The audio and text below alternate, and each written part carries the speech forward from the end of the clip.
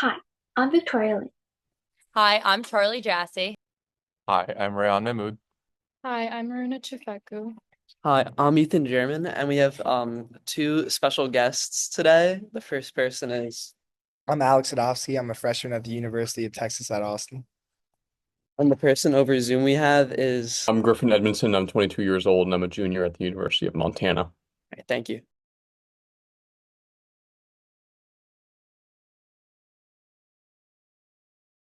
Welcome to our Theater of Words. Medea is a Greek tragedy about betrayal, revenge, and the struggles of women in a male-dominated society. The story takes place in Corinth, where Medea, a wife of Jason, is heartbroken and furious after Jason leaves her to marry the daughter of King Creon. Medea's pain turns into a deadly plan for revenge. At the beginning, Medea is furious over Jason's betrayal, but she quickly decides to take action. Creon, fearing what Medea might do, orders her to leave Corinth immediately. Medea begs for one more day, claiming she needs more time to prepare for exile. Creon agrees, not realizing she will use this time to carry out her revenge. Jason tries to defend his action, saying that his new marriage will secure a better future for their children. Medea angrily rejects his excuses, calling him selfish and dishonorable. This argument shows the broken relationship between them and sets the stage for Medea's revenge. Medea gets unexpected help from the king of Athens. He agrees to give her refuge. This promise gives Medea a safe place to escape after she enacts her plan. Medea pretends to accept Jason's marriage and sends her children to deliver the gifts to Jason's new wife, a beautiful robe and crown. These gifts are poisoned, and when she puts them on, she dies in painfully death. Creon also dies when he tries to save her. This act shows Medea's intelligence and how far she is willing to go to get her revenge. Medea then decides to kill her own children, not because she hates them, but to hurt Jason in the worst possible way. She believes this will punish him for his betrayal and prevent their children from suffering in the future. This act is horrifying and tragic, showing how her pain and anger pushes her to extremes. Jason confronts Medea after the murder, but she refused to communicate. Lastly, she escapes in a chariot sent by her ancestors, the sun god, leaving Jason alone to deal with his sorrow and regrets. The play ends with a reflection on how unpredictable life and the gods can be. Medea is a powerful story about love turning into hatred, and it shows the consequences of betrayal and revenge.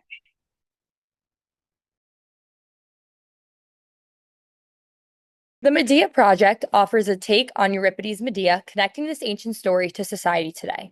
In the play, Medea's experiences of betrayal, revenge, and being excluded from a male-dominated world remain relevant today. The project explores modern themes such as the challenges of being a woman, problems in Hollywood, and how people come from the lower classes are often unfairly blamed. Just like Medea, women today are often harshly judged when they stand up for themselves or go against societal expectations. Corruption in Hollywood reflects themes of betrayal and abuse of power, and blaming the powerless reflects on how Medea was treated in her time. The Peloponnesian Wars entered Greece in an era of violence. That violence impacted Euripides as he wrote in an environment of conflict and bloodshed, heavily influencing the style and topics of discussion within the story.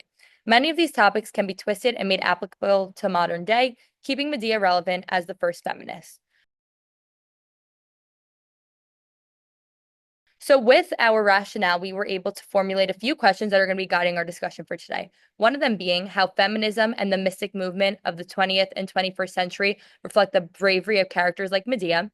Another one being how status and influence can change the ability to evade punishment. And the last one being how female archetypes have changed in the modern context as societies have varying views of patriarchy. Our group selected a passage which we think is very relevant to our discussion, and it basically introduces why Medea is such a feminist and her issues with society in Greece at the time.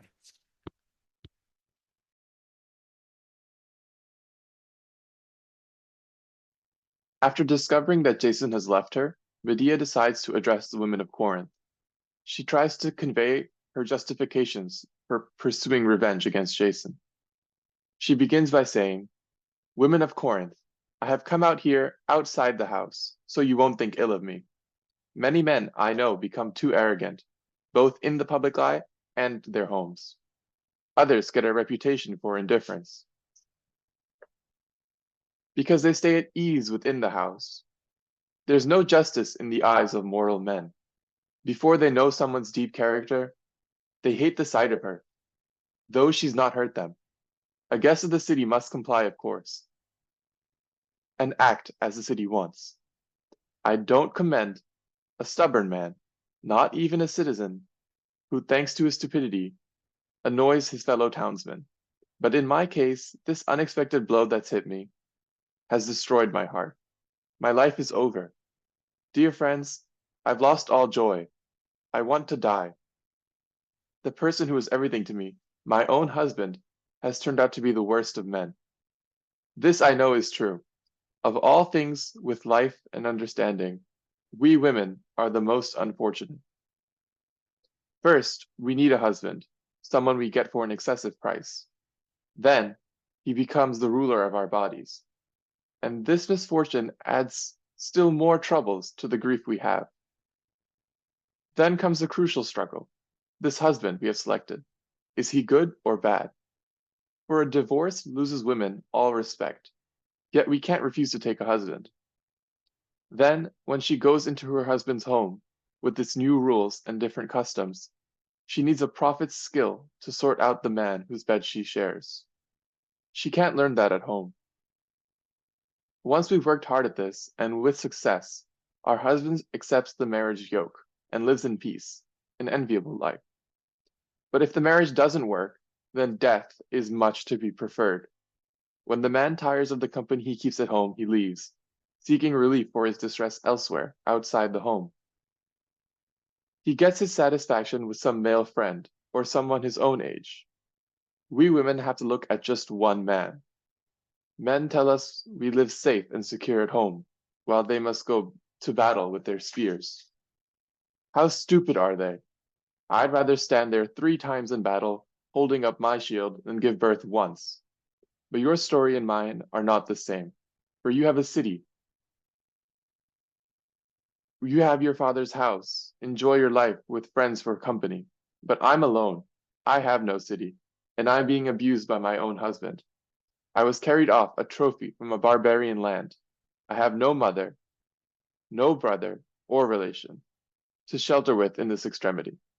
And so I want to ask something from you. If I find some way to punish Jason for these injustices, his bride as well, and her father, say nothing. In other things, a woman may be timid, in watching battles or seeing steel, but when she's hurt in love, her marriage violated, there's no heart more desperate for blood than hers. In this excerpt from the poem, Medea is really trying to connect her experiences with the Corinthian women who act as the chorus of the play. The chorus is supposed to represent the societal norms of Athens' social structure and how they viewed certain different type of family dynamics at the time. So as a woman who got cheated on, she's obviously feeling taken advantage of, and she's trying to really connect to these women. So good one. So considering after everything you've heard, I want you to kind of answer our 3 questions and see where your opinions are. So the first question is, how does feminism and the Mystique movement of the 20th and 21st century reflect the bravery of characters like Medea? So for that question, I'd say that feminism and the mystic movements of the 20th and 21st centuries resonate with the bravery of characteristics like Medea and the challenging traditional gender roles and advocating for women's agency. Medea, known for extreme actions in Euripides' plays, embodies a rejection of the patriarchal limitations placed on women. Asserting her power despite the societal consequences, feminist movements have similarly fought with women's autonomy and voice, often confronting systems that seek to silence or control them. Mystic movements, with their focus on spiritual liberation and inner truth, also mirror Medea's rebellion by urging individuals, particularly women, to embrace their full, often subversive potential. The story of Medea connects deeply with the ongoing conversation about women's rights in the present day. Medea's experiences and choices serve as a lens through which we can examine the struggles of women advocating for equality and justice. Medea's betrayal by Jason symbolizes the structural injustice faced by women in both personal relationships and the society framework. Like Medea, many women today challenge systems, advocating for fair treatments in areas such as marriage and even including the workplace. Medea's challenge of traditional expectations of women is similar to modern women's movements to speak up against oppression, whether through activism and legal reforms. Medea's anger, while destructive, is a response to the injustice. This mirrors how collective anger has fueled feminist movements in modern days, transforming personal pains into activism aimed at the oppression. While her actions are extreme, they spotlight the frustration and the resilience of women fighting for their rights. By connecting Medea's ancient struggles to contemporary women's rights, her stories become a timeless reminder of the ongoing fight for equality and justice. For the second question, how does status influence one's ability to evade punishments? What's your answer on this? Status can significantly influence one's ability to evade punishment by granting individuals resources and protection or to influence that others lack. The higher societal and political or economic status often provides an access to powerful networks and legal loopholes or public sympathy that can reduce the likelihood of facing consequences. Those with elevated status may be able to manipulate or bypass systems of justice, whether through connections, wealth, or even persuasive rhetoric. And this often displays disparity, highlights the unequal treatment individuals face based on their societal position, often allowing the privileged to escape accountability more easily than those with lower status. I find that to be a really good answer because it really connects a story that took place thousands of years ago to the present day. And for my last question for you, I would like to ask you, how have female archetypes changed in the modern context as societies have different varying views on the patriarchy? In the modern context, female archetypes often evolved as society's views on patriarchy have shifted, which reflects a broader push for gender equality and the dismantling of traditional power structures. Because historically, women were often depicted as passive figures in need of protection or as mothers and caregivers. But contemporary portrayals now embrace more diverse roles, such as the empowered, independent women, the activist, and the complex, multidimensional character. As views on patriarchy have evolved, feminist movements have challenged those rigid roles, thus highlighting the importance of female agency, self-determination, and equality. This shift has led to a more inclusive representation of women, showcasing them as leaders, rebels, and agents of change who can exist beyond traditional confines. In modern society, female archetypes are evolving, moving away from traditional stereotypes of the nurturing mother towards a more empowered representation, such as ambition, leadership, agency, and diverse identities. This shift is largely driven by feminine movements and challenging of cultural norms. While the mother archetype remains relevant, modern depictions often show women balancing motherhood with professional aspirations and personal fulfillment. Challenging the idea of motherhood identifies women's entire identity. Thank you. That was a really good answer.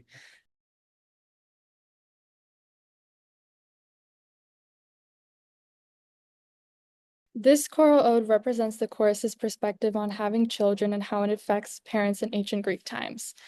Often before this present time, I've gone into more complex arguments. I've struggled with issues more serious than those that women ought to wrestle with. But we too have an artistic muse who lives among us to teach us wisdom. But not all of us, the group of females who can learn anything from her is small. In a crowd of women, you might find one. So I can claim that among human beings, those who have no experience of children, who have never given birth to offspring, such people have far more happiness than those who have been parents, with those who have no children, because they never come to see whether a child of theirs grows up to be a blessing or a curse to men. Their failure to have offspring shields them from many grievances, but those who, in their own homes, have a sweet race of children growing up. I see them worn down with cares their whole life long. First, how they can raise their children well. Next, how they can leave their sons sufficient livelihood. And then, it's by no means clear that all the work produces good or useless children. There's one final problem, the worst for any mortal human. I'll tell you. Suppose those parents have found a satisfactory way of life and seen their children grow into strong, young, virtuous men. If fate so wills it, death arrives and carries off the children's bodies away to Hades. What profit then is there for us in our love of sons if the gods inflict on mortal men, in addition to their other hardships, this most agonizing further sorrow?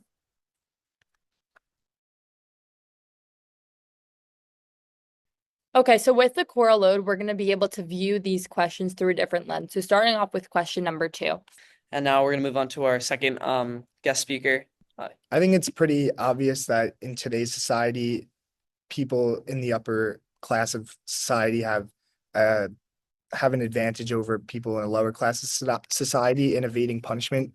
For example, like the first thing that comes to mind is when you're given a lawyer, when you're under arrest, and those who can't afford a lawyer are given a public attorney, and those who have more wealth are able to pay for one of the better attorneys that can help them right off the bat, get their sentence lower, basically make their punishment less severe just because they have more money than other people.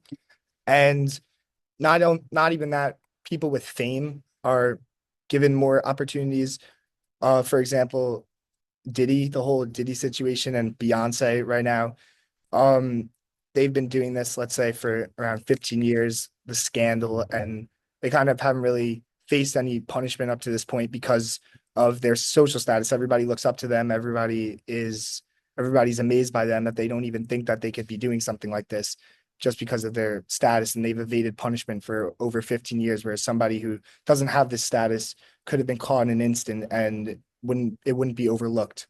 I think another great example is in the movie Mean Girls, how Regina George, who's the famous rich girl, she's basically able to do whatever she wants without seeing any punishment.